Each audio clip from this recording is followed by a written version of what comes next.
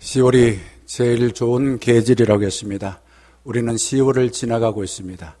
오늘은 10월 24일 10월 넷째 주일입니다. 우리는 창조주 하나님 사랑의 예수 그리스도 우리와 늘 동행하여 좋은 길로 인도하시는 성령 하나님께 예배하러 나왔습니다. 마음을 활짝 여시고 주님의 은혜를 삼하며 예배하겠습니다. 묵상기도 합시다.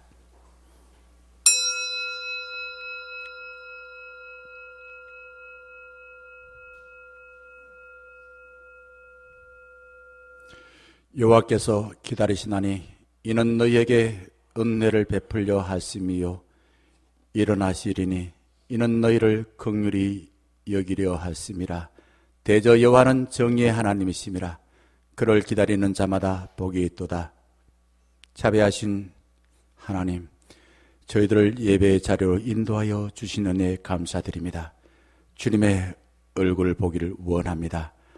주님의 얼굴을 볼 뿐만 아니라 주님을 만나 손을 잡기를 갈망합니다.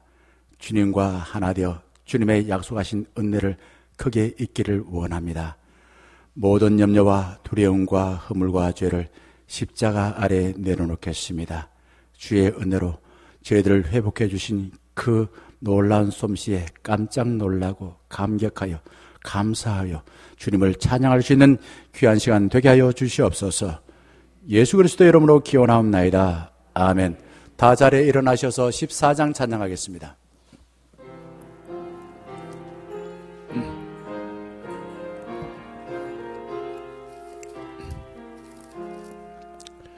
주리 하나님 하늘에 계시니 온천하마 민수 앞에 찬송하네. 이 천지 만물도 주 앞에 엎드려 그 거룩하신 이름을 늘 높이네. 주 언약하신 것 끝까지 지키니 저 하늘나라 향하여 곧 가리라.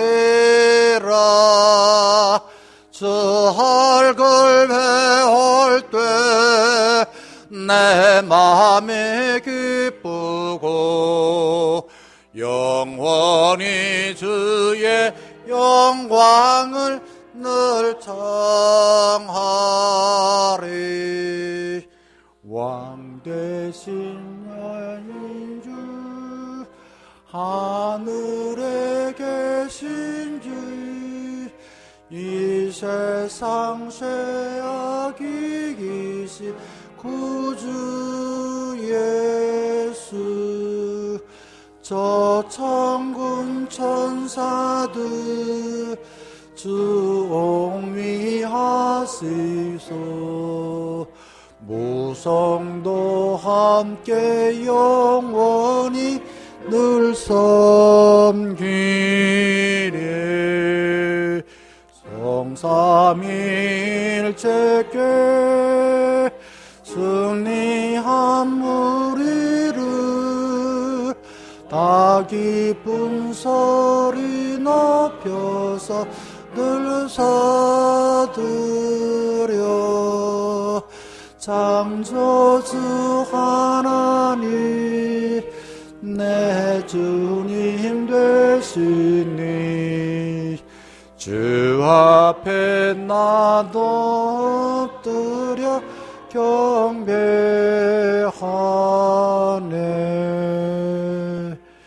아멘.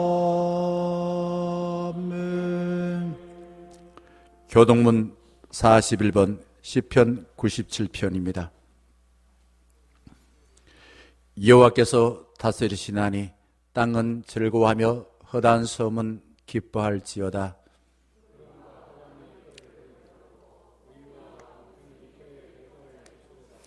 불이 그의 앞에서 나와 사방의 대적들을 불사르시는도다.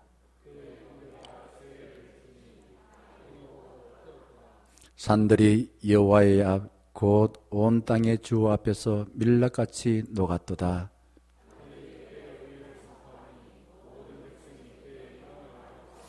조각한 신상을 섬기며 허무한 것으로 자랑하는 자는 다 수치를 당할 것이라. 너희 신들아 여호와께 경배할지어다.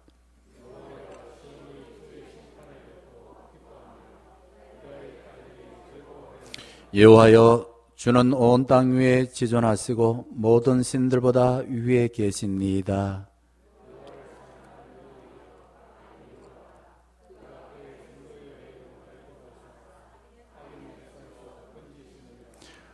의인을 위하여 빛을 뿌리고 마음이 정직한 자를 위하여 기쁨을 주시는도다.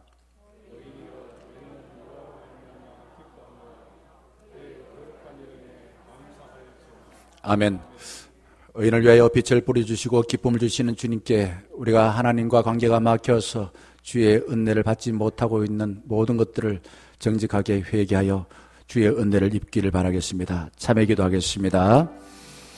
하나님, 정말 하나님이 임재하실 때 땅도 요동하고 불의한 자들도 다 꼬꾸라진다 라고 했사오니 우리 마음이 아버지 세상에 살다 보면서 주의 뜻을 알고 있음에도 불구하고 주님의 뜻과는 거리가 먼 삶을 살았던 돌과 같은 마음들 주 앞에 녹아져서 밀랍과 같이 녹아져서 이제 주의 은혜를 충만히 있기를 원합니다. 주님, 하나님과 연합할 수 있는 마음이 될 수 있도록 저의 마음속에 숨겨두었던 죄와 우리가 늘 일상적으로 지어오면서 알고도 아버지 하나님이 지은 죄, 모르고도 지은 죄, 아버지 하나님 익숙하게 우리가 길들여졌던 모든 죄까지도 주님의 은총을 입어서 이에 주님과 하나 되어 주님이 약속하신 그 은총을 입으려고 합니다. 주님, 저희들의 마음을 정직하게 주 앞에 내어놓습니다. 먼저 마음의 방향을 주님께로 향하게 하여 주시옵시고 내 마음에 나를 나쁘게 생각하고 세상을 부정적으로 바라봤고 아버지 하나님이여 이 세상에 대해서 좋은 것보다도 나쁜 것을 선택하였던 모든 마음의 상태들 다 주님 앞에 다 쏟아내게 하여 주시옵소서. 주님을 신뢰하여 내어놓겠사오니 의인을 위하여 빛을 뿌리시고 마음이 정직한 자를 위하여 기쁨을 주시는 하나님께 아버지 하나님 내 자신을 마치 어린아이가 부모 품에 안기듯이 모든 것을 신뢰하여 맡겨드립니다. 주님, 저희들의 나쁜 것을 다 지워주시고 우리가 하나님의 은혜를 입고서 주님께 기뻐하며 주님을 찬양하고 감사할 수 있는 복된 삶이 되게 하여 주시옵소서.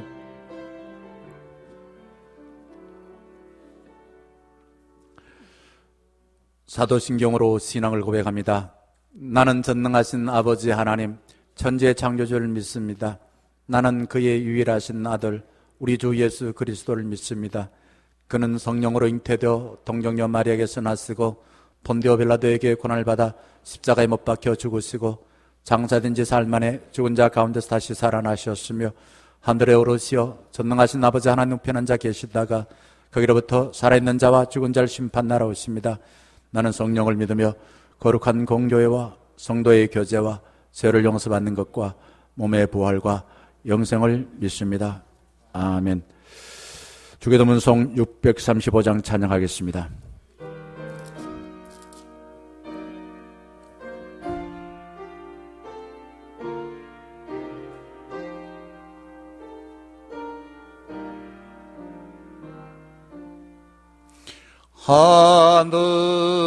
하늘에 계신 아버지 이름 거룩하사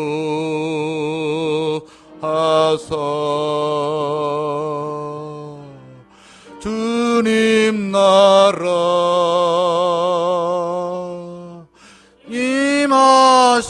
임하시고 뜻이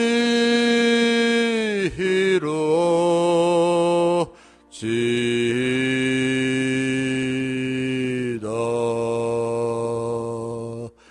일용할 양식 주시고 우리들의 큰 죄 다 용서하옵시고 또 시험에 들게 마시고 악에서 구원하소서. 때에 주의 나라 주의 권세 주의 영광 영원히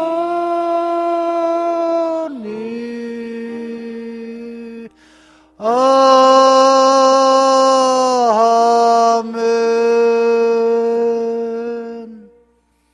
자리에 앉아 주시길 바랍니다. 우리를 대표하여 성대경 장로님 기도해 주시겠습니다.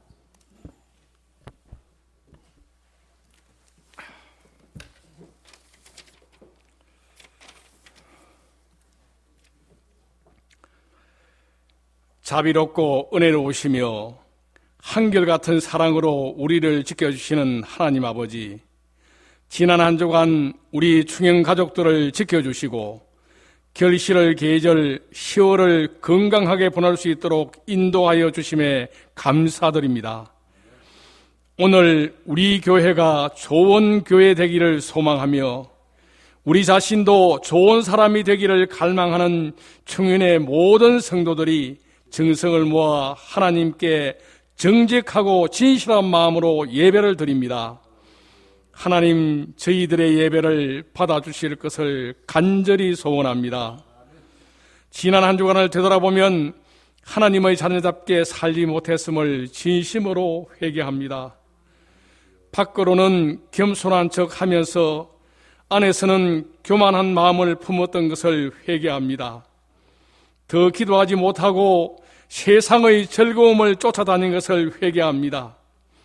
하나님과 우리 주 그리스도를 믿는다고 하면서도 구별되게 살지 못하고 세상 사람들과 똑같은 삶을 살았음을 반성하오니 용서하여 주시옵소서.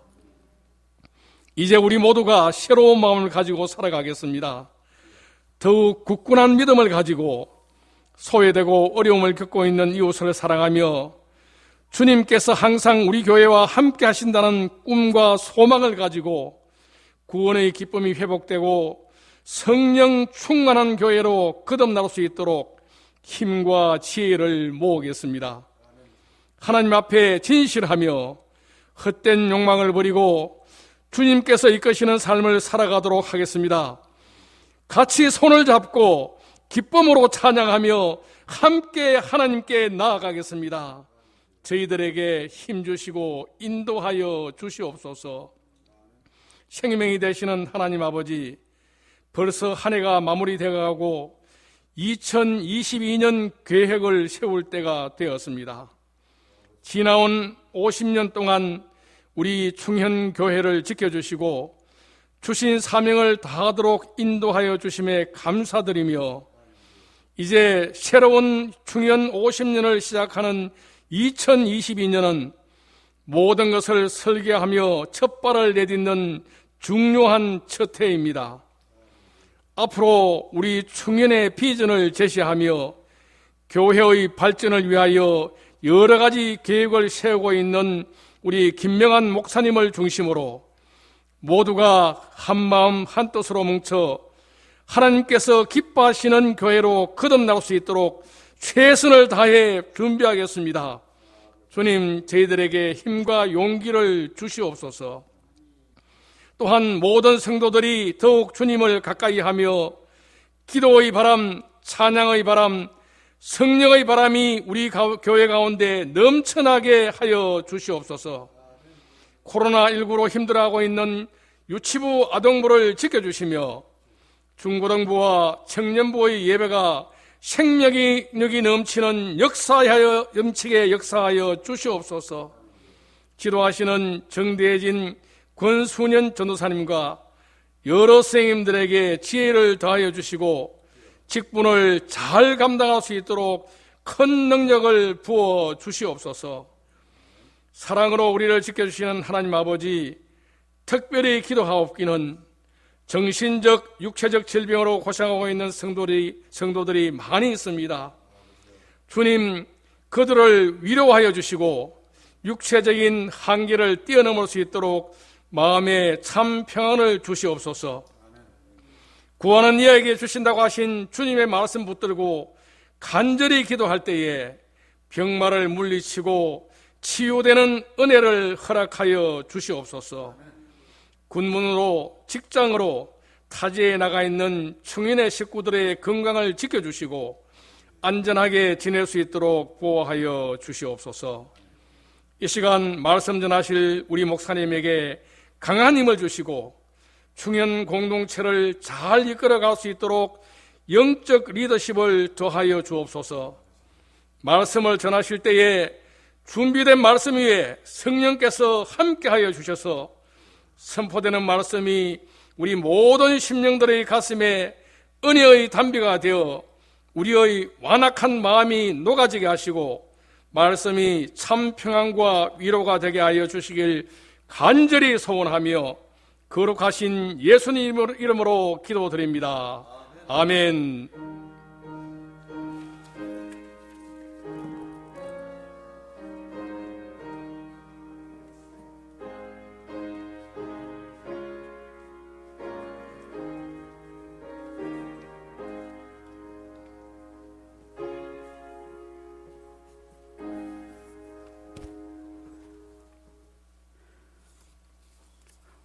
이 시간 저와 여러분에게 주시는 하나님의 말씀은 사도행전 11장 19절에서 30절 말씀입니다. 사도행전 11장 19절에서 30절 말씀 제가 봉독하겠습니다. 그때에 스데반의 일로 일어난 환란으로 말미암아 흩어진 자들이 베니게와 구브로와 안디오까지 이르러 유대인에게만 말씀을 전하는데 그 중에 구브로와 구레네 사람 몇이 사람이 안디옥에 이르러 헬라인에게도 말하여 주 예수를 전파하니 주의 손이 그들과 함께 하심에 수많은 사람들이 믿고 주께로 돌아오더라.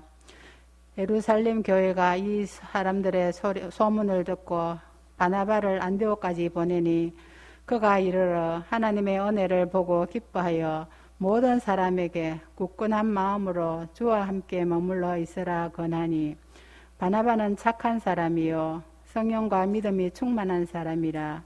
이에 큰 무리가 주께 더하여 지더라. 바나바가 사울을 찾으러 다소에 가서 만남에 안디옥에 데리고 와서 둘이 교회에 1년간 모여 있어 큰 무리를 가르쳤고 제자들이 안디옥에서 비로소 그리스도인이라 일컬음을 받게 되었더라.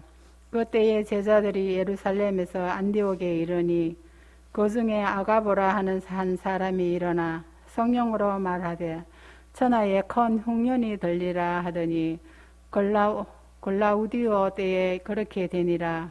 제자들이 각각 그 힘대로 유대에 사는 형제들에게 부조를 보내기로 작정하고 이를 실행하여 바나바와 사울의 손으로 장로들에게 보내니라. 아멘. 예전에 광고 노래가 있었죠. 손이 가요 손이가 어디 손이가.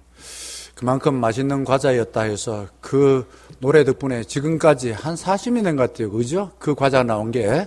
그죠? 맞죠? 한 40년 넘은 것 같아요. 자, 우리의 손이 어디로 가면 좋겠는가? 우리 교회는 누구의 손에 의해서 이끌려 살면 좋겠는가? 한번 우리가 좀 이렇게 생각을 해볼 필요가 있겠습니다. 하나님의 손에 보이지 아니합니다. 하지만은 하나님의 손은 나중에 말씀드리겠습니다. 위대합니다. 나는 눈에 보이지 않는 만의 손에 의해서 우리 이끌림 받게 되어집니다. 보이지 않는 손 이렇게 해서 유명한 책을 써낸 사람이 있습니다. 국부론이라는 책을 써낸 사람이 있지요. 우리는 오랫동안 보이지 않는 손에 의해서 내 삶이 이미 하면 세팅되어졌어요. 딱 그렇게 만들어져 가지고 어떻게 주일 되면 어떻게 하고 평화지 일할 때 어떻게 가정이 어떻게 하고 그렇게 살아가는 것 같습니다. 자, 그러면 한번 우리가 생각해 봅시다. 누구의 손에 이끌려 살 때 행복하고 위대한 삶을 살까? 지금부터라도. 자, 초대교회는 2중 3중의 피박을 받으면서도 주변 사람들에게 큰 감동을 주어서 칭찬을 들었습니다. 그게 1500몇 년에 이제 AD 2세기입니다. 철학자 아리스토텔레스가 로마 황제 하드리아누스에게 보낸 편지에 보게 되면 기독교인에 대해서 이렇게 쓰고 있습니다. 기독교인들은 서로 사랑합니다. 사랑하면은 해를 입을 수도 있었던 자들, 그와 과부들을 돌봅니다. 기독교인들은 구약의 선지자들이 외친 과와 과부, 나그네를 돌보라는 말씀을 생활에서 실천했습니다. 만일 그들은 줄만한 무엇을 가지고 있기만 하면은 아무것도 없는 자에게 값없이 줍니다. 나그네, 낯선 외국인을 발견하면은 형제라도 된 듯이 집으로 데려옵니다. 그러나 사실 그들은 통상적인 의미의 형제가 아닙니다. 하지만 하나님 믿는 그 믿음 안에서 성령님을 통해 얻은 형제들입니다. 우리들이 그렇죠. 교회에서는 형제 자매라고 부릅니다. 바로 이런 원리에 의해서 형제 자매입니다. 이 아리스토데스가 보낸 편지의 내용을 한마디로 말하면은 그리스도인들은 주의 손에 붙잡혀서 모든 사람들 차별 없이 사랑하더라, 이 내용입니다. 예수님께서 새 계명을 주셨습니다. 요한복음 13장 34절 보게 되면은 새 계명을 너희에게 주노니 서로 뭐하라고요? 서로 미워하고 차별하고 서로 사랑하라. 내가 너희를 사랑한 것 같이 너희도 서로 사랑하라. 새 계명이라는 것은 지금까지 살아왔던 그런 가르침, 그런 계명이 아니다 이거죠. 그게 아니라 내가 새롭게 너희들이 잘 살 수 있는 계명을 주겠다. 이걸 반드시 지켜라 라고 말하였습니다. 사무엘상 14장 6절 말씀 보게 되면은 사울의 아들이요 또한 요나단의 다윗의 친구였던 요나단이 나옵니다. 그때 이제 블레셋이 침략을 했습니다. 그때 이 요나단이 뭐라고 말했냐 하면은 하나님의 구원은 어디에 있지 않다고요? 우리가 생각하는 완전 달라요. 하나님의 구원은 사람의 많고 적음에 있지 아니한다 이거죠. 무슨 말인가? 군대 무기에 달려있지 않다. 그러면은 이 전쟁에서 승리하는 비결은 어디에 달려있다고요? 주의 손에 달려있다 이거죠. 그게 이제 기드온의 300용사의 이야기입니다. 많은 군사 3만 명이 넘는 사람 중에서 300명, 딸랑 300명만 하나님께서 왜 선택했을까? 다윗이 골리앗을 물리칠 수 있는 비결이 어디 있었을까? 다윗이 하나님의 손에 이끌리니까 그 거대한 인간으로 생각하기엔 도저히 중과부적이었던 상대를 물리칠 수가 있었다 이거죠. 지난 수요일에 함께 묵상했던 시편 44편 2절 보게 되면은 시인은 이렇게 고백합니다. 주께서 주의 손이 나옵니다. 무백성을 어떻게 했다고요? 세우시고 우리 조상들을 이 땅에 뿌리박게 하시며 주께서 다른 민족들은 고달프게 하시고 우리 조상들은 번성하게 하셨나이다. 3절 봅시다. 그들이 자기 칼로 땅을 얻어 차지했습니까? 안 했습니까? 아니요. 그들의 팔이 그들을 구원함도 아니라 그 다음 오직 주의 오른손과 주의 팔과 주의 얼굴의 빛으로 하셨으니 주께서 그들을 기뻐하신 까닭입니다. 왜? 주님의 손에 붙잡혔다는 거죠. 그러니 주님의 손이 사람이 하지 못하는 이런 아주 그냥 위대한 일들을 행하게 되었다라는 사실. 그런데 그렇죠. 하나님 손이 어디 있습니까? 성경에 보게 되면 인간은 하나님을 이해하기 위해서 하나님의 손을 이야기하고 있습니다. 하나님의 손은 아주 인간이 생각하는 것보다 훨씬 더 위대하다는 겁니다.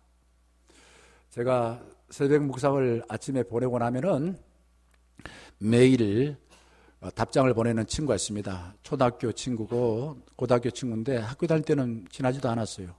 그런데 이게 이상하게 자기가 예수를 믿고 나니까 그렇게 반응을 하고 우리 교회 단 2년 전에 왔습니다.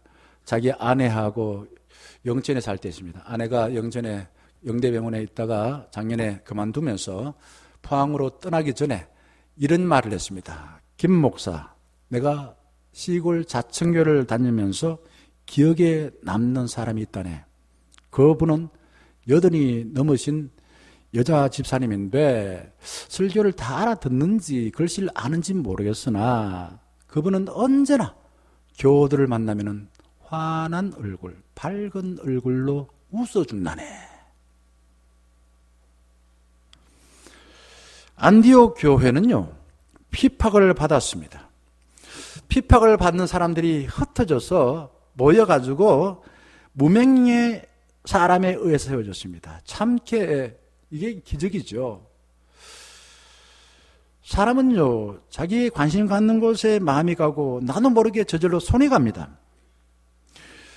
예수님은요, 자신의 삶을 어떻게 살았을까요? 예수님의 마음과 손은 하나님 아버지의 마음과 손에 늘 가 있습니다. 그게 요한복음 17장에 보게 되면 하나님 아버지의 마음이 내 마음이고 하나님의 뜻이 내 뜻이다, 이렇게 말하고 있어요. 하나님은 손으로서 사람을 창조하셨고요, 또한 입으로 말씀으로 천지를 창조하셨고요, 귀로는 누구 이야기를 들어줬습니까? 그 애굽의 바로 아래에서 정말 무전능이 같은 하찮은 그들의 하소연 소리를 들어주셨어요. 그리고는 그의 손을 통하여서 정말 비참한 삶을 살았던 그들을 바로의 억압에서 건지셔가지고 가나안으로 인도해 주셨습니다. 이게 이제 아주 짤막한 이야기지만 이 속에 하나님의 손이 어떻게 작용했는지를 다 말해주고 있습니다. 오늘 봉독한 19절 말씀 보게 되면은 이렇게 시작합니다. 때에 스데반의 일로 일어난 무엇요? 환란으로 인하여 흩어진 자들이 안디옥까지 이르러 도를 전하였다. 도가 뭔가? 대순진리에 말한 도가 아니에요. 예수를 전했다 이거죠. 복음을 전했다 이거죠. 자, 여기에 중요한 것은 스데반의 일입니다. 스데반의 일로 환란당했다. 사도행전 6장에 보게 되면은 스데반 집사입니다. 설교를 해요. 구약성경이 쫙 나오고 있고, 그리고 그 구약에 약속했던 메시아가 예수다. 그런데 당신들이 예수 십자가에 못 박았다. 그러니까 그 설교 들었던 사람들이 어떻게 했습니까? 저 입을 치라. 스데반을 향하여 돌을 들고 던져서 스데반이 돌에 맞아 죽었습니다. 자, 이렇게 핍박을 받았죠. 예수 믿는데 정말 사람들이 죽게 돌아오고 말입니다. 회개하고 말입니다. 이래야 되는데 안 그랬어요. 핍박을 받았어요. 그런데 이 핍박받는 것을 바라봤던 당시 성도들은 이미 예수 그리스도 안에서 자유를 맛봤기 때문에 핍박에도 불구하고 이방 지역으로 나아가서 숨어버리는 게 아니라 어떻게 했다고요? 복음을 전했다 이거죠. 복음을 전했다. 이게 이제 사도행전 8장에 보게 되면 나와 있습니다. 빌립이라는 집사가 나오는데 유대인들이 핍박을 받았을 때에 그들의 영적인 또한 정치적인 중심지였던 예루살렘 성을 떠났어요. 떠나서 어디로 갔다고요? 사마리아 지역. 사마리아 지역을 가서 복음을 전했습니다. 그리고 19절 말씀에 보게 되면은 스데반의 일로 일어난 환란으로 말미암아 흩어진 자들이 지금의 레바논에 있는 베니게, 그리고 북아프리카에 있는 구브로, 그리고 그리스에 있는 안디옥까지 이르러 누구한테만? 유대인에게만 말씀을 전하였다라고 말합니다. 이런 복음의 능력들, 핍박받으면 다 숨어버리고 예수 안 믿고 뭐 예수 뭐고 다 필요 없다, 내가 죽겠네라고 다 그냥 방문 그러 잠그고 꼭꼭 숨는 것이 아니었다 이거죠. 이런 모습을 보고서 사도 바울은 복음은 겨울에 마치 들불과 같다. 덜불 났을 때에 끄기 위해서 저를 어릴 때 그런 기억을 해요. 뭐 장난치다가 말입니다. 뭐 구워 먹으려고 들에서 불을 켜가지고 뭐 이렇게 불 좀 이렇게 단디에 붙으면은 그거 끌려고 나무 같은 거 막 때립니다. 그러면 어떻게 됩니까? 꺼집니까? 안 꺼집니까? 안 꺼져요. 더 번져요. 때리면 때려서 더 번져요. 복음은 그와 같다 이거죠. 스데반이 순교를 당하고 핍박받았을 때에 그 예루살렘에서 예수 믿었던 사람들이 베니게와 구브로섬 안디옥에 가서 유대인에게만 복음을 전했습니다. 이게 또 유대인에게만 전하는 것은 디아스포라 흩어진 유대인입니다. 이 유대인들의 전 세계 흩어져 있었는데 그래도 유대인한테 복음 전할 때는 쉬웠었어요. 왜? 유대인들은 구약 성경 알아요. 하나님이 알아요. 예수를 인정하지 않을 뿐이죠. 자, 그래서 이 바울은 사도행전 20장 28절 말씀 보게 되면은 에베소 장로들에게 이렇게 당부합니다. 성령이 그들 가운데 여러분을 감독자로 삼고 하나님이 자기 뭐로요? 피로 사신 교회를 보살피게 하셨느니라. 교회가 무엇으로 세워졌다고요? 피요. 누구 피입니까? 고양이 피가 아닙니다. 예수 그리스도 피입니다. 십자가로 세워졌다 이거죠. 무슨 말입니까? 자기 희생으로 하나님이 희생하여서 하나님께서 핍박받으셔서 교회가 세워졌다 이거죠. 자, 안디옥 교회는 스데반의 순교와 핍박을 받았을 때 사람들이 흩어진 난민에 의해서 세워졌다라는 겁니다. 로마 교회도 그래요. 바울과 베드로의 순교의 피로 세워졌습니다. 스무나 교회도 그렇습니다. 유명한 폴리갑의 순교의 피로 하여서 세워졌습니다. 초대교회는 하나같이 예수를 주님으로 믿는다고 핍박받아서 그 성도들이 피 흘린 대가로 세워졌다라는 겁니다. 예수를 믿는지 안 믿는지를 알려 그러면은 지금은 덜 하지만은 한 40년 전만 하더라도 여자들이 예수를 안 믿는 집에 시집가서 예수 믿으면 핍박받았어요. 예수 믿는 표시가 뭔가? 바로 십자가에 지신 우리를 위하여 자기 피를 흘리신 예수 그리스도를 나의 구주로 받아들이나 안 받아들이나 라는 것이죠. 그래서 사람들이 예수를 미워하고 싫어하여 핍박 하나 핍박하면은 그래서 저 사람 예수 믿구나. 핍박 안 하면은 에이구 예수 믿어도 똑같네. 뭐 예수 안 믿는 사람은 니나 내나 똑같네. 이렇게 생각하고 무시하는 거예요. 그래서 핍박에도 여러 가지 종류가 있습니다. 내가 갖고 있는 특권을 내려놓지 않으려고 붙들고 있는 건 핍박이 아니에요. 그거는. 그리고 피해자 흉내를 내서 사람들에게 관심을 끌게 하는 것도 핍박이 아닙니다. 존 스토어트 목사라고 유명한 복음주의자, 정말 21세기에 낳은 우리 복음주의자로서 지성인으로 유명한 목사님이신데 그분은 교회가 교회로서 증거가 될 수 있는 것은 두 가지 가치가 갈등하고 있다. 교회가 예수 그리스도의 십자가의 피를 믿고 그 헌신하고 희생하는 삶을 사냐, 아니면은 세상이 갖고 있는 강한 사람이 약한 사람을 지배한다는 이 가치관을 갖고 있냐. 이 두 가지로 갈등하고, 그리고 예수 그리스도를 우리의 주님으로 고백함으로 세상의 그 가치관을 자꾸만 멀리하고자 하고, 그래서 세상 가치 가진 사람이 예수를 주님으로 믿고 있는 사람들을 핍박하는 교회는 진짜 교회다 이거죠. 핍박하는 교회는. 세상은 강한 힘을 가진 사람이 남을 이용하여서 자기의 이익을 챙기려 합니다. 그러나 사랑의 주님은 다릅니다. 자신을 내어주어서 우리를 살리시고 우리를 하나님이 약속하신 생명의 진리 길로 인도하시는 것입니다. 그런데 이렇게 설교하면은 세상의 가치관에 중독된 세속적인 사람들은 하나님이 주신 주권 가지고서 선용하세요. 배운 걸 가지고서 너 자신을 위해 사용하지 말고 하나님의 뜻인 많은 사람을 살리는 데 위해서 아낌없이 헌신하세요. 주님이 주신 권력을 가지고서 너를 위해서 사용하지 말고 힘없는 사람을 위해서 정의를 세우세요. 그렇게 말하면은 세속에 물든 사람은 좋아할까요? 싫어할까요? 싫어합니다. 영락교회는요, 북한으로부터 핍박을 받아 흩어진 신자들에 의해서 세워졌습니다. 우리 교단의 유명한 교회가 서울 영락교회고 대구도 대구 영락교회가 있죠. 다 핍박받아서 흩어져서 세워진 교회입니다. 이 땅에 세워진 아름다운 공동체는 하나같이 자신을 희생하는 핏값으로 세워졌습니다. 부모가 희생하고 수고하지 아니하고 어떻게 가정이 세워지고 또한 자녀들이 잘 살 수가 있겠습니까? 교회가 중직자들의 정말 핏값 같은 자기 희생을 통하여 주님의 뜻을 헌신하지 아니하고서 어떻게 교회가 세워질 수가 있겠습니까? 우리 대구 땅에는 유명한 학교와 병원이 있습니다. 계명대학교, 동산병원, 개성고등학교, 신명고등학교 다 우리 교단의 재산이었습니다. 누가 세웠을까요?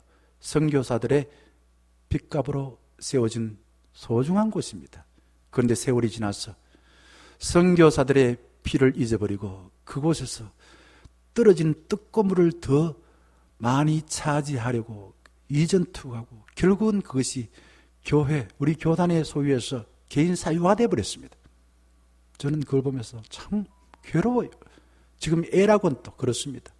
한센인 병자를 위해서 그게 선교사가 세워졌는데 그 재산을 가지고서 떨어진 뚜껑을 먹으려고 그냥 그렇게 이전 투구하는 모습 보면서 가슴이 아픕니다. 저는 우리 중년 가족들이 주의 손에 붙잡혀서 자신을 내어주는 사랑의 수고로 본인의 삶을 든든하게 세울 뿐만 아니라 속한 공동체를 아름답게 세워나가기를 바랍니다. 안디옥 교회는요, 이름도 없이 빚도 없이 자기의 명예를 그렇게 바라지 않는 사람에 의해서 세워졌고요. 거기에 모인 성도들은 다양한 부류의 사람들입니다. 이 예루살렘에서 한 500m 북쪽으로 떨어진 곳에 안디옥이라는 도시가 있는데 이 도시는 당시 로마 제일 큰 도시였고 그 다음에 두 번째가 알렉산드였고 세 번째가 안디옥이었습니다. 이 도시는요, BC 300년 셀레우쿠스 니카토르가 황제였는데 그 아버지 이름을 따서 안디옥, 아름다운 도시라는 뜻으로 도시를 만들었습니다. 전 세계에 사람들이 모여드는데 숫자가 어마어마한 한 50만 명 되었습니다. 지금 50만 명 그렇게 크지 않지만 그 당시 50만 엄청나게 큰 국제도시였습니다. 거기에는 다양한 인종이 모였습니다. 라틴 사람, 헬라 사람, 유대인, 동양인, 로마인, 그래도 문화도 다양했습니다. 그들이 믿었던 종교도 다양했습니다. 하지만 그들은 다양하기 때문에 내하고 틀렸다고 차별하지 아니하고 주의 사랑으로 함께 교제하고 함께 예배를 드리고 자기와 다른 사람들과 함께 식탁에 앉아서 밥을 먹었어요. 밥을 먹었어요. 너는 까마니까 오지 마. 너는 하얀 사람만 와. 그러지 않았습니다.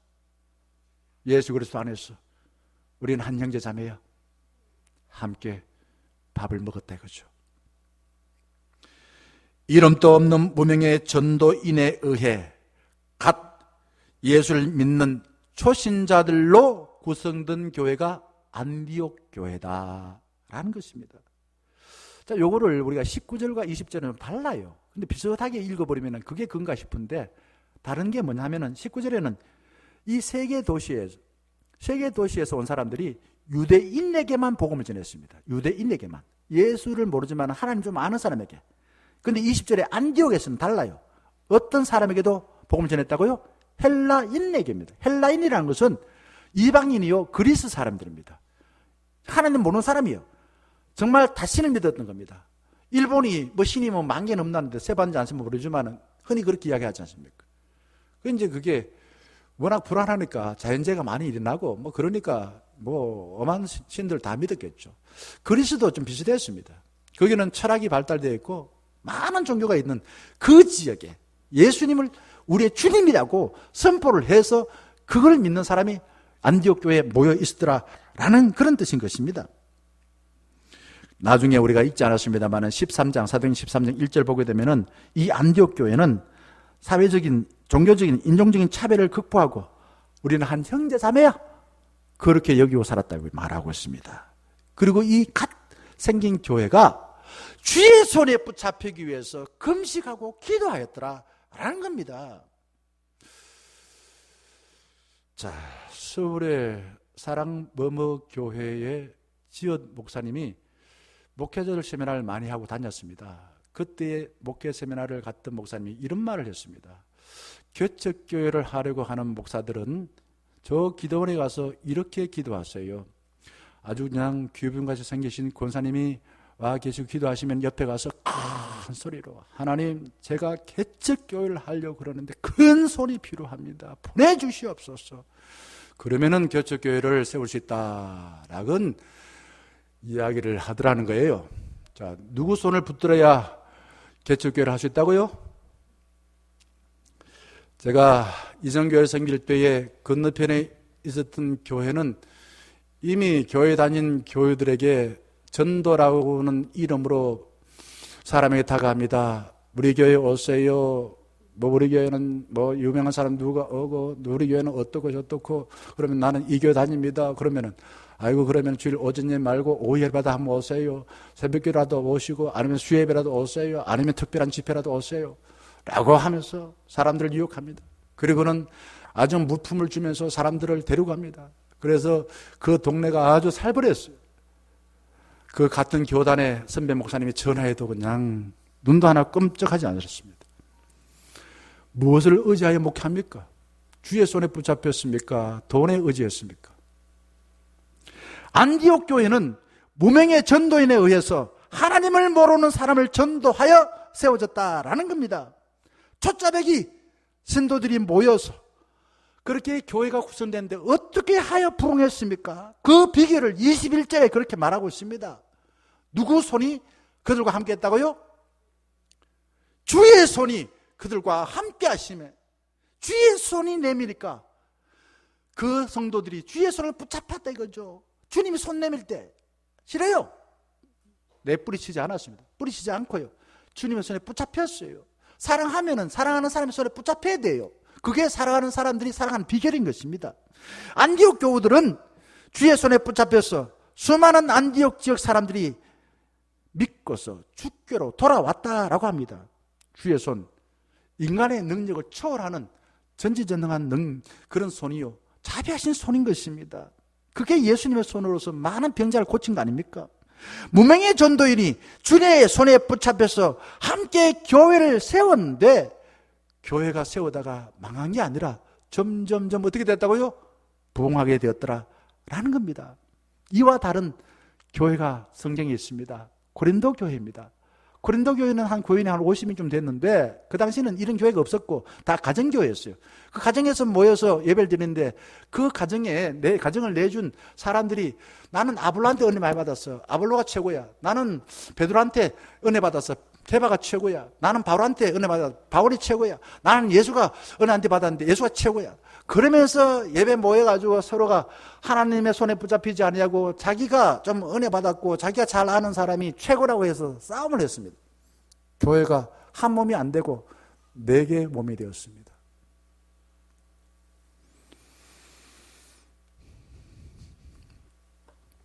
그러나 안디옥과는 달랐습니다.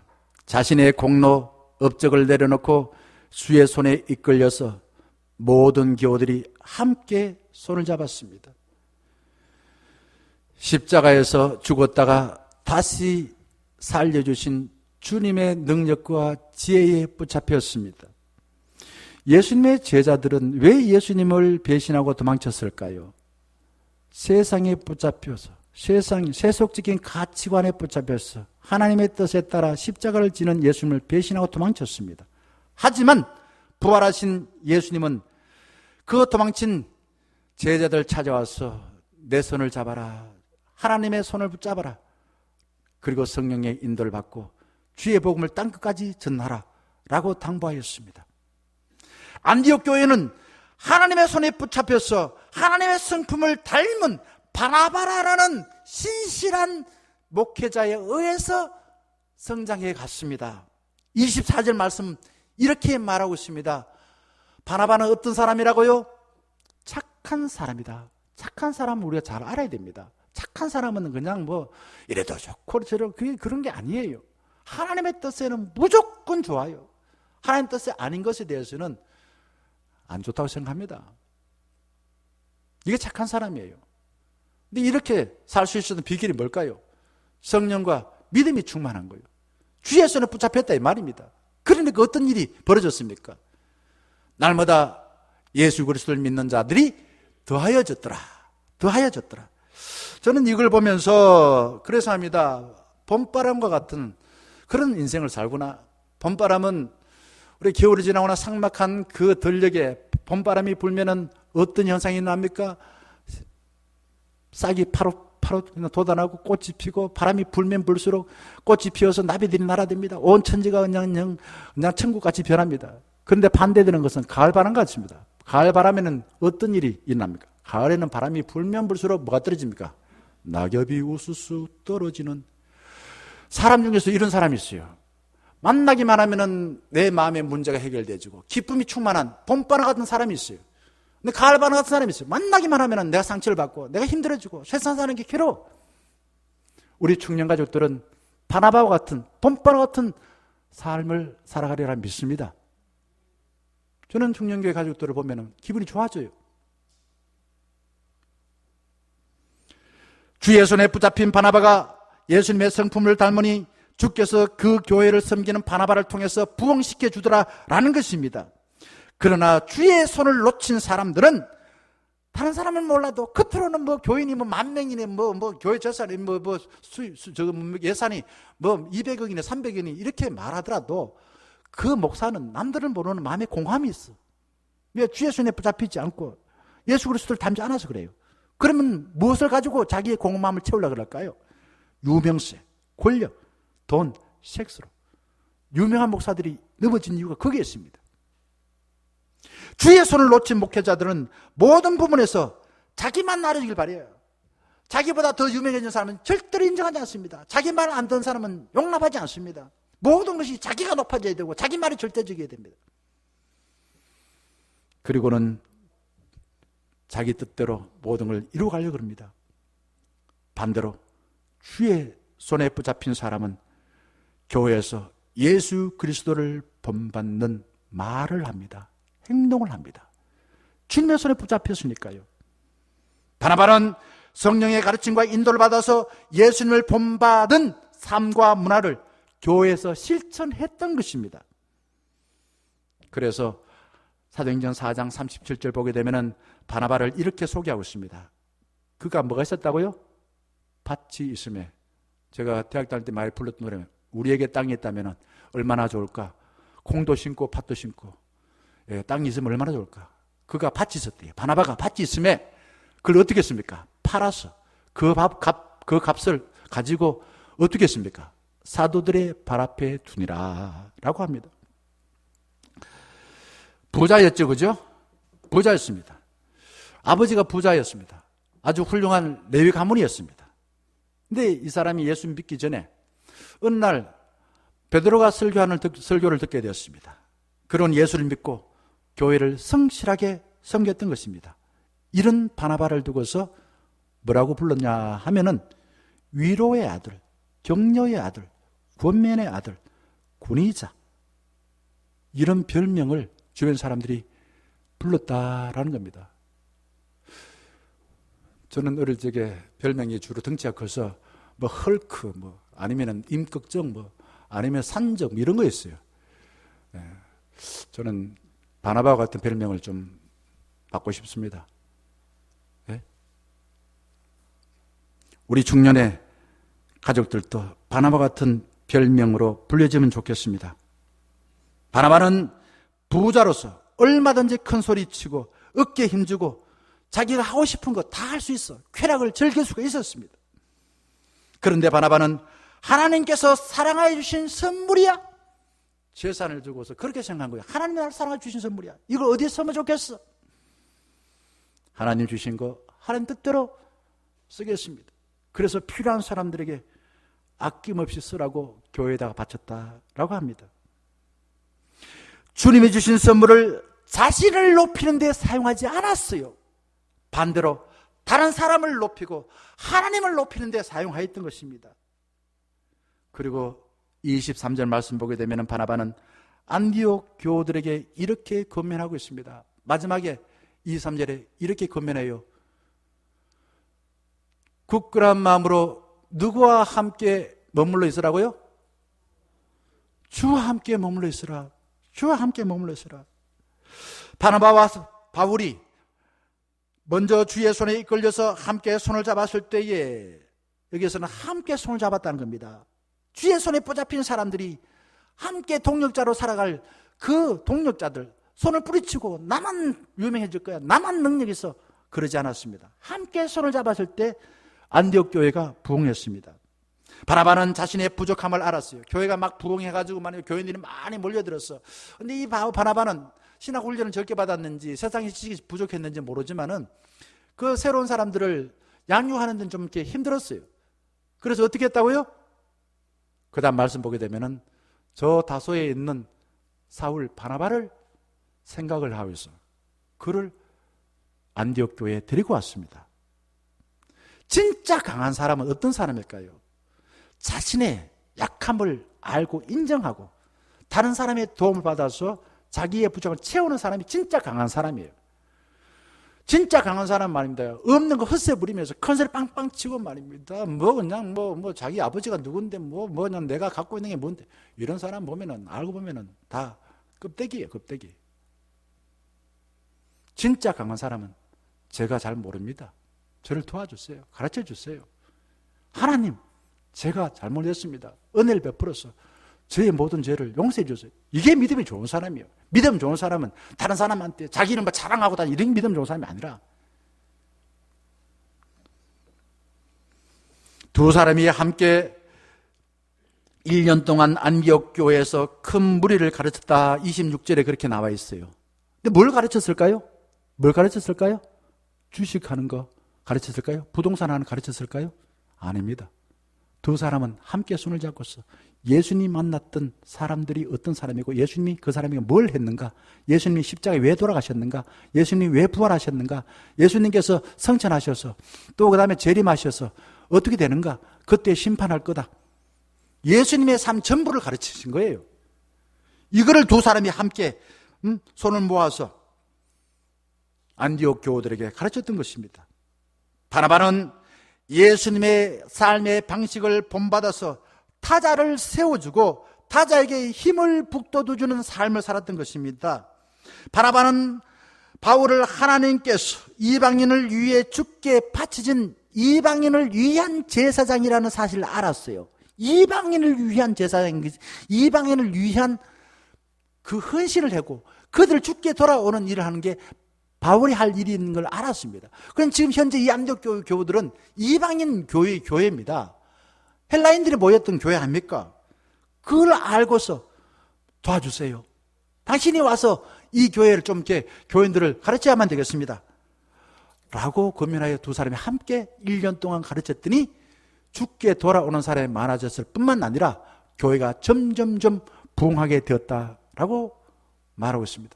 저는 옛날에 삼덕교회에 보면 김재진 장로님이 계셨습니다. 이 경대 교수님이셨는데 아주 훌륭한 분이었어요. 그분은 교회에서 성경 공부를 가르쳤어요. 정말 평신도였지만은 정말 성경 지식도 알 뿐만 인격이 훌륭했어요. 목사가 할 일을 대신했어요. 저는 우리 교회 장로님 중에서도, 우리 교회 교우들 중에서도 저는 목사가 다 하는 게 아니라 제가 할 일을 하고 나머지 일들은 그렇게 정말 하나님의 마음을 가지고 그 일을 감당해 나가기를 바라는 게 제 마음입니다. 다음 주에 더 자세하게 말씀드리겠습니다만, 이 바나바와 바울은 자신의 명예나 업적 인정보다도 예수 그리스도를 본받아서 교회에 필요한 것을 먼저 살폈습니다. 그리고 함께 손을 잡아서 교우들에게 하나님의 삶을 가르쳐 주시고 또한 부정한 것을 채워주었다라는 것입니다. 여러분, 교회가 부흥하려면 소탐 대실하지 말아야 됩니다. 자신의 약점을 인정하고 주님의 손에 이끌려서 함께 일하는 상대방의 도움을 받아야만이 나도 살고 니도 살고 모두가 살고, 그래서 그 공동체가 부흥할 수가 있는 것입니다. 그런데 경험적으로는 힘들더라고요. 저도 집사람하고 아무리 좋지만 24시간 같이 있으면 소소한 것에 내 방식이 옳다, 내 방식이 틀렸다, 이런 이야기 할 때가 있더라고요, 가끔. 그리고 친한 친구도 같이 사업을 하다가 나중에 돼가지고는 좋게 안 끝날 때 있더라고요. 그리고 아무리 우애가 좋았던 형제들이지만은 부모가 물려준 재산을 가지고 정말 잘 그렇게 해결한 사람들이 많지 않더라고요. 목사가 말입니다, 팀 목회하는 거 그거 쉽지 않더라고요.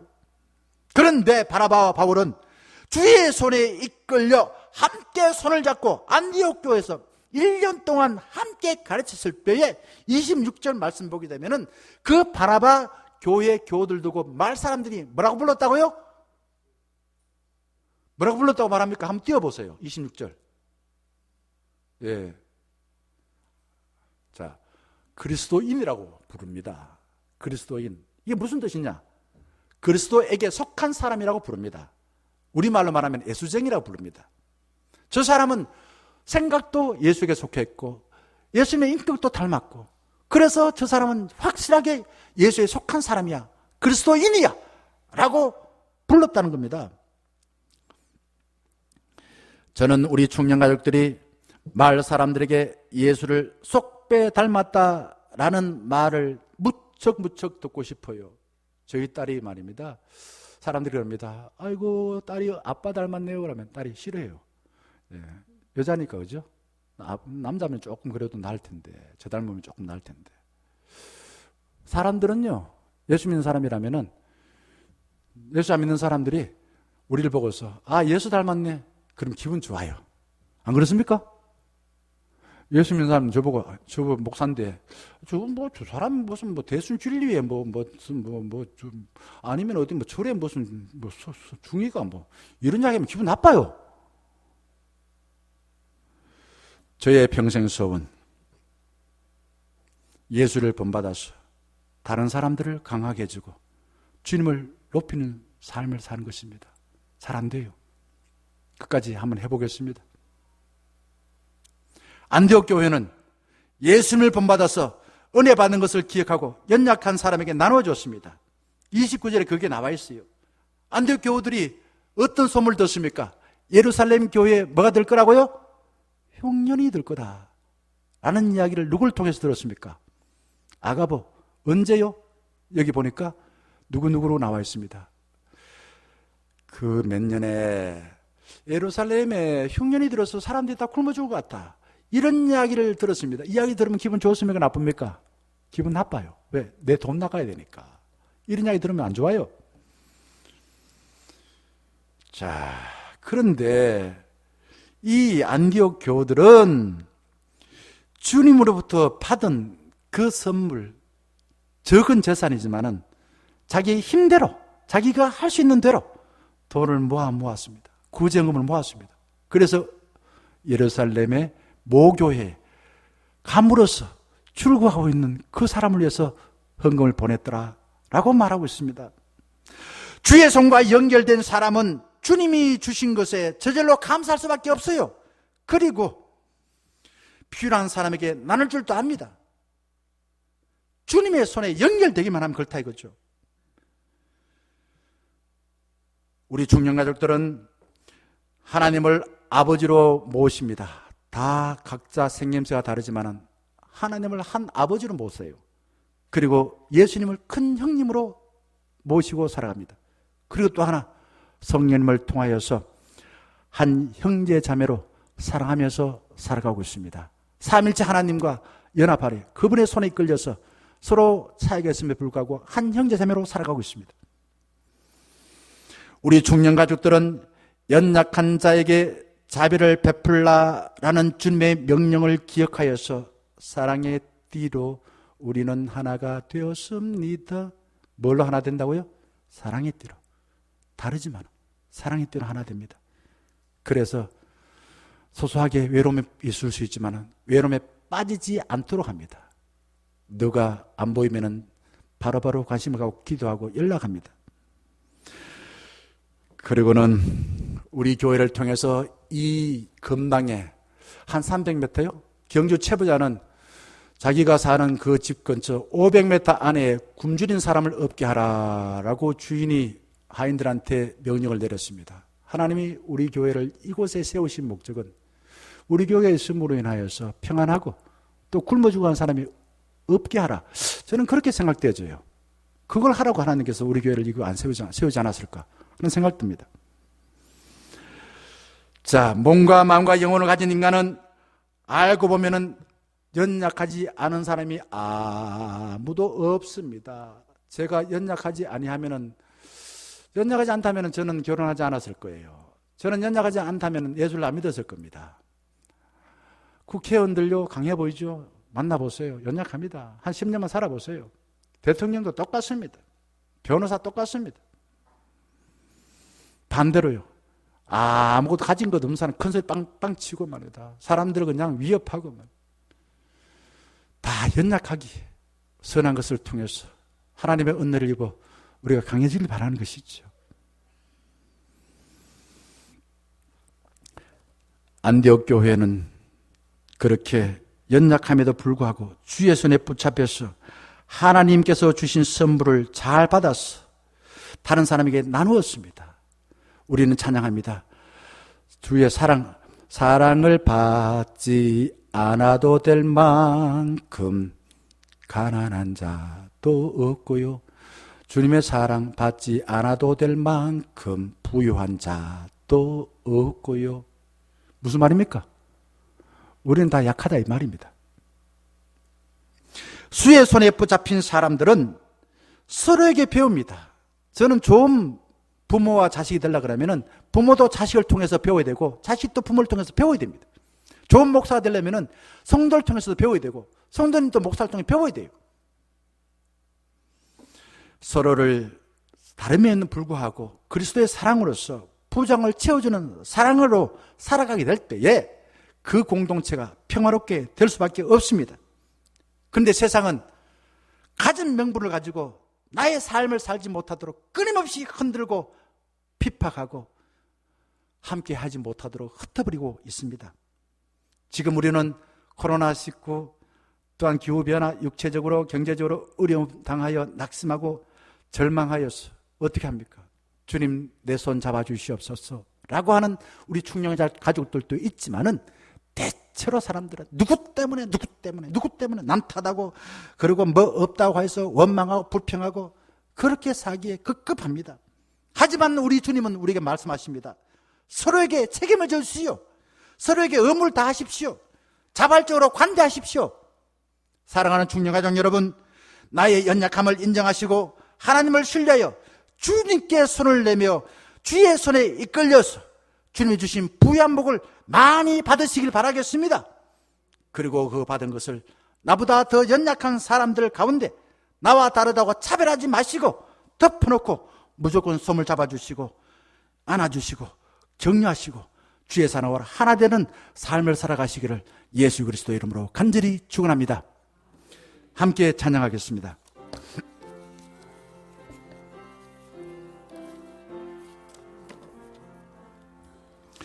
이 말씀 따라 사는 동안 지치지 않게 하시고 이 말씀 따라 사는 동안 주님 나라 이루소서. 323장 찬양하며 하나님께 예물을 바치겠습니다.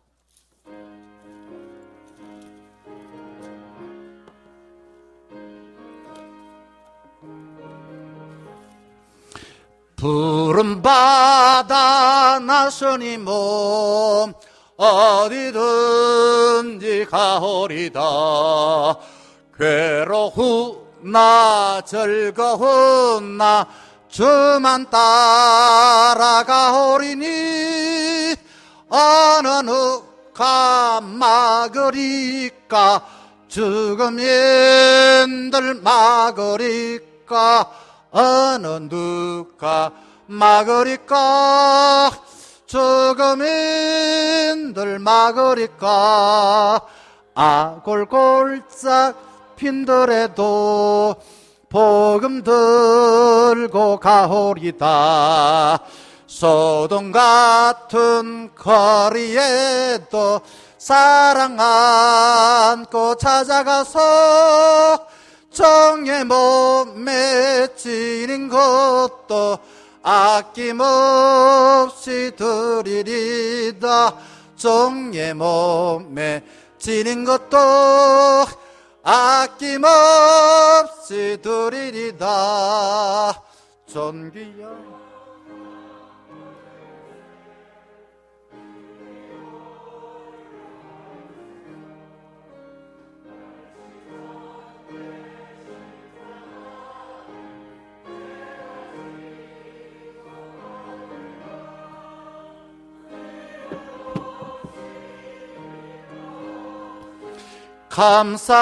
감사하며 섬기리다.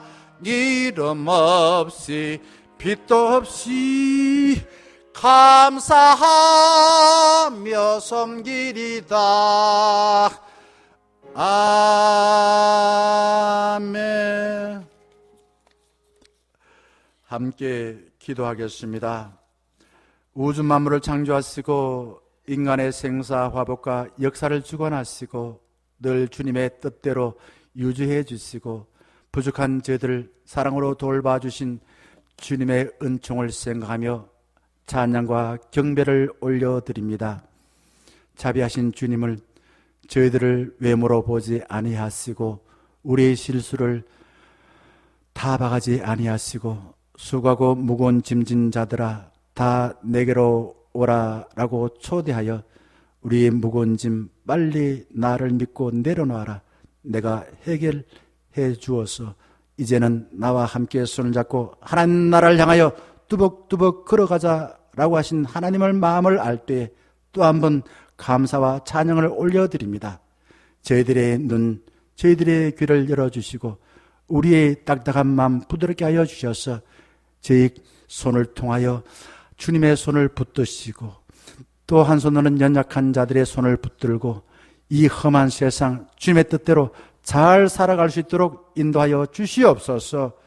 우리의 생명을 충만하게 만들어 주시려고 이 땅에 오신 예수님, 저희들의 마음에 있는 주님 없는 두려움, 주님 없는 아버지 안절부절한 그 마음을 하나님께서 하늘 문을 여시고 평강을 선물로 허락해 주시고 또한 열심히 사느라고 몸과 마음이 지쳐있는 이들 르와라파 하나님의 은총을 베풀어 주셔서 우리 몸과 마음이 강건하여 주셔 이제 함께 더불어 살아가는 사람들에게 내가 져야 될 짐을 잘 지게 하여 주시고 또한 함께 더불어 살아가는 사람과 서로를 손잡고 평화롭게 잘 살 수 있는 저희 모두가 되게 하여 주시옵소서. 주님께서 저희들에게 주신 많은 것들이 있습니다. 어찌 공기가 없이 살 수 있고 물이 없이 살 수 있고 햇살 없이 살 수 있습니까? 점점 한 해가 저물어가는 이 시절 되니 낙엽이 떨어지듯이 우리 몸의 건강도 약해지고 또한 우리가 가졌던 꿈도 이루지 못하고 좌절을 맛볼 때도 있었습니다. 함에도 불구하고 주님이 우리에게 필요한 것을 주셨사오니 주의 은총을 잘 받아들여서 함께 손을 잡고 주님의 약속하신 그 공동체 하늘의 뜻이 땅에서 이루어지는 우리 가족과 우리 교회와 이 나라 이 민족을 이루어갈 수 있는 저희 모두가 되게 하여 주시옵소서. 주님께서 주신 것에 아버지 하나님이여 정직하고 진실한 마음으로 하나님께 내어놓습니다. 하나님의 뜻에 따라 잘 사용될 수 있도록 그 일을 하는 모든 사람들에게 정직하고 신실한 마음을 허락하여 주셔서 함께 손을 잡은 중년 공동체가 하나님의 뜻에 따라 일함으로 인하여 하나님으로부터 칭찬 듣고 우리 주께 돌아오는 자가 많아지고 점점 이웃들에게 빛과 소금의 역할을 잘 감당해 나갈 수 있도록 인도하여 주시옵소서. 예수 그리스도의 이름으로 감사 기도드리옵나이다. 아멘. 다 자리에 일어나셔서 파송에 찬양하겠습니다.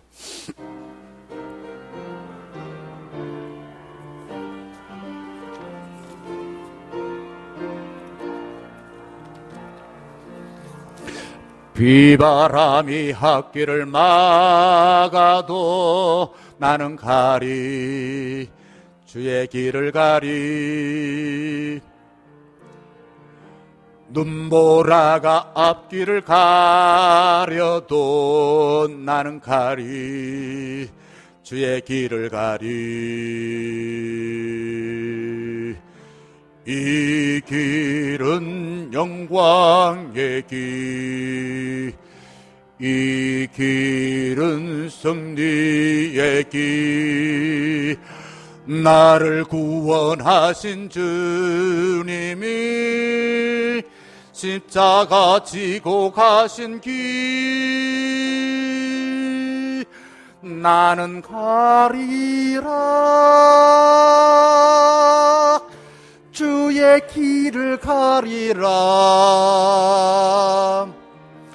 주님 발자취 따라 나는 가리라 나는 가리라 주의 길을 가리라 주님 발자취 따라 나는 가리라. 주 예수 그리스도의 크신 은혜와 하나님 아버지의 사랑하심과 우리와 함께하여 가르쳐 주시고 생명과 진리의 길로 인도해 주시고 늘 우리를 격려해 주신 성령 하나님과 함께하여 저희들이 살아가는 삶 주님의 손에 한 손에 붙들리고 또한 내가 받은 것을 다른 이들의 한 손을 붙들고 나누어서 하나님이 약속하신 하늘의 뜻을 땅에 이루는 복된 삶을 살기도 하지만은 머리 숙인 청년 가족 위에 이제부터 늘 함께 하시기를 간절히 축원하옵나이다. 아멘.